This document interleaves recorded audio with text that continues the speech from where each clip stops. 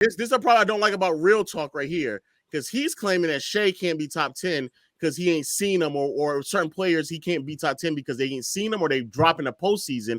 But now all of a sudden, Porzingis, last time we seen him in the playoffs in 2021 was all the way back in 2021. And what did he do in the playoffs? That's a fair comparison. That's a good point, Lo. How is that fair? How is that fair when I'm you're trying to conflate two things?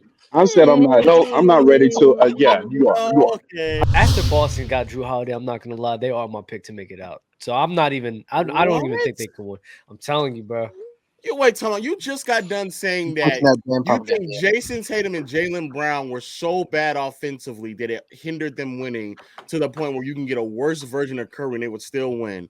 And you think that now adding Drew Holiday, shot chucker.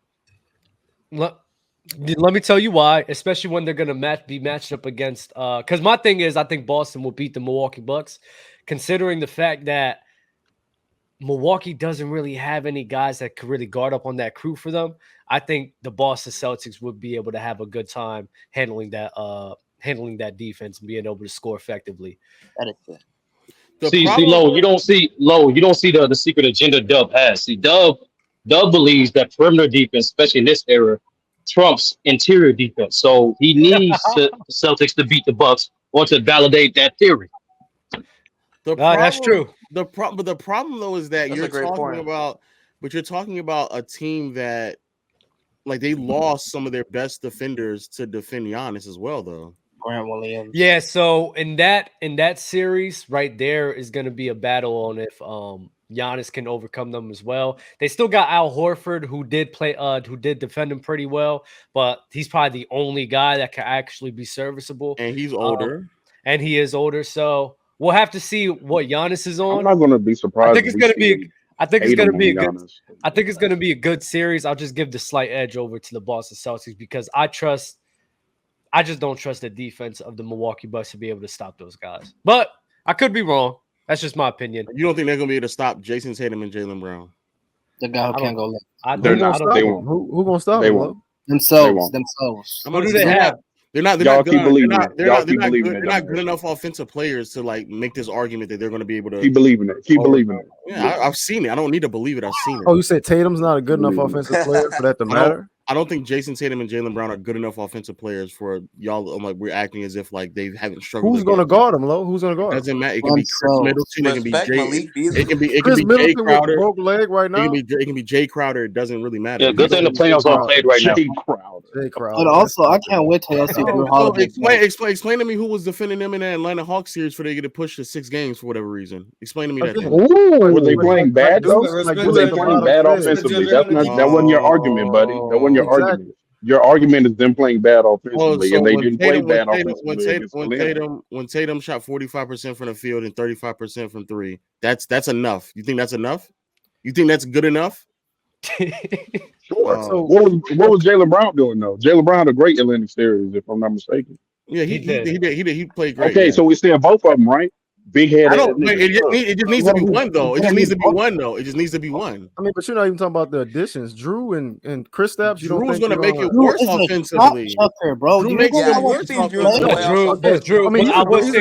I would say this, Lo. Drew being that. He's not a good playmaker. No, he's not. He's a good passer. Well, passer, I meant. But Drew being the ball handler for that crew could help those guys out a bit. Certainly over fucking Marcus Smart. Yeah, I do agree with that. They would have to adjust the offense then, which is fine. They could. I'm not saying they can't, but the whole offense would have to look different. In the backcourt of Derek White and Drew Holiday on Dame ass, that's gonna be some shit to see. I could promise you. Yeah. But when they're pick and rolling with Giannis, I don't know. Yeah, it's not going to work. It's not going to be pick and roll. He's been pick and rolling with Nurkic for the past like 7 years. Giannis is going to be definitely different. So your Giannis point is great. They can't do shit with Giannis. Your Giannis point is great. Yeah, they're not stopping Giannis. But they're also. What I'm saying is Dame is also going to get better looks than he normally receives because it's not Yusuf Nurkic setting the screen. It's Giannis, and he's a much better target off of the roll. And you also have Chris Middleton as a third option. I don't know. You got Drew. You got Derek White. You got people that can fight up the screen. I think another factor we're not talking about is like Milwaukee's inconsistency from 3, especially in the playoffs. Now with Dame, you got a guy who can create shots from them too. That was one of their problems in Milwaukee. Like the fact that Giannis was the only guy who was able to generate consistent open looks from three. Now you got two guys in the same basic set that you can generate a number of different ways for open shots. So that's another effect that they're going to have on offense. I'm not gonna lie, your Drew Holiday take is kind of baffling me because you're the one who's like pushing he's trash in the playoffs. Like you're. Oh yeah, for sure. That's as the second option though. We do know that. Even when he was the third option in the championship, he won't be the third option. He won't be the third option. I think Drew's gonna be offensively. He won't. Forgetting Porzingis then. Yeah, Porzingis to be the third. That's the original Wembanyama. No. And that's the same guy that drops in the postseason as well. That's what I'm saying. And that's the problem. Original Wemby. No, this is the problem that I don't like about. As the third option. This is the problem I don't like about real talk right here because he's claiming that Shea can't be top 10 because he ain't seen them or certain players he can't be top 10 because they ain't seen them or they drop in the postseason. But now all of a sudden Porzingis, last time we seen him in the playoffs in 2021 was all the way back in 2021. And what did he do in the playoffs? That's a fair comparison. That's a good point, Lo. How is that fair? How is that fair when I'm you're trying to conflate two things? I said I'm not ready to. Yeah, you are. Okay, I said I'm not ready to anoint Shea until I see him in a playoff setting. That's fair. But seen Porzingis in the playoff setting. So what did he do in the last time in the playoff? Yeah, but he's going to be in a different position. So what are we saying? He was a second option then, and he was right. He'll be the third now. He'll be the third. Oh, so him going to third means he's going to score more points than 13 like he did last time. Yo, he couldn't. He could be more efficient. He could be more efficient. Lo, you're being more efficient right now. He could be more efficient. Those 13 points will be more. He's going to receive less defensive attention because he's the third option. So what are you saying? So he will receive less offensive defensive option. You're right. You're absolutely right. He's the third option. Yeah, right. Yeah. I'm glad we can agree. He'll be better as the third option. And I'm pretty sure we all saw how the Los Angeles Clippers were just selling out to stop Porzingis when he scored 13 points. He nigga had a mark. Why you doing this? Did you see how they were playing with Porzingis? Hey, bro, you awake? No, what you doing, bro? I was seeing if his eyes was open or not. That's all. I had to get his. Go ahead. Because Zubac and Marcus Morris. Zubac and Marcus Morris, defensive stalwarts, they are really locked down Porzingis. You're right. And then now he has Brook Lopez on him. Low wants to be nasty today. That's cool. No, real talk. Like a real talk. That's legit. But Brook Lopez, he getting that shit off.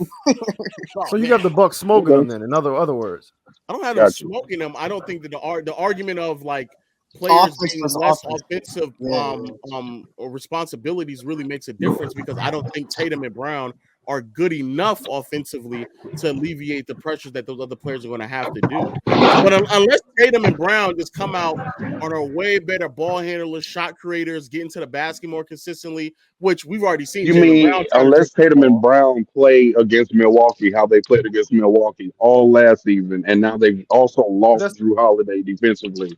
So all they have to do is just repeat what they've already been doing against this team. But go ahead, bro. Go on. No, the way they played against Milwaukee last season was Al Horford became the fakest shooter ever last year. I don't know what happened to him. He was the fakest shooter when he's been a good shooter for like the past 2 years.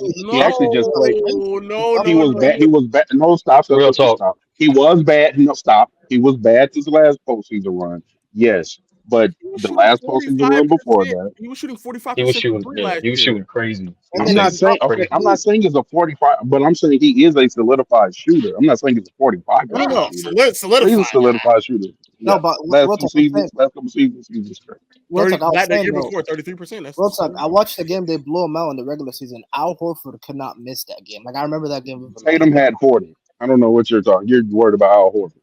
I was talking about their Tatum always had 40 in the playoffs, right? So low. Who's better against Milwaukee? He does. Yeah, game 6.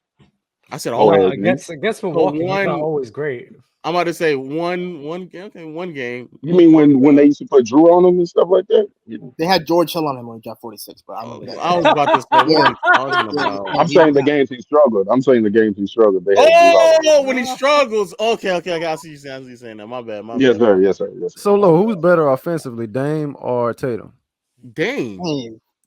Dame, not even close. What the fuck we talking about?